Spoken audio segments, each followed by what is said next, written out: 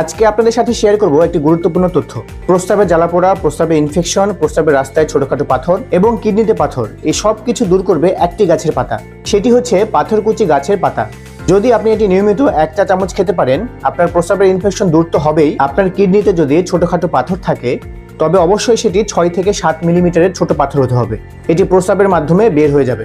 তবে হ্যাঁ, অবশ্যই আপনাদের এর সাথে বেশি করে পানি খেতে হবে। তবে আপনার সমস্যা যদি প্রকট হয় এবং অতিমাত্রায় হয় তাহলে অবশ্যই ডক্টর দেখাবেন। নিয়মিত স্বাস্থ্য টিপস পেতে পেজটি ফলো দিয়ে সাথে থাকুন। আজকে আপনাদের সাথে শেয়ার করব একটি গুরুত্বপূর্ণ তথ্য। প্রস্রাবে জ্বালাপোড়া, প্রস্রাবে ইনফেকশন, প্রস্রাবের রাস্তায় ছোটখাটো পাথর এবং কিডনিতে পাথর, এই সব কিছু দূর করবে একটি গাছের পাতা। সেটি হচ্ছে পাথরকুচি গাছের পাতা। যদি আপনি এটি নিয়মিত 1 চা চামচ খেতে পারেন, আপনার প্রস্রাবের ইনফেকশন দূর তো হবেই, আপনার কিডনিতে যদি ছোটখাটো পাথর থাকে তবে অবশ্যই সেটি 6 থেকে 7 মিলিমিটারের ছোট পাথর হতে হবে। এটি প্রস্রাবের মাধ্যমে বের হয়ে যাবে।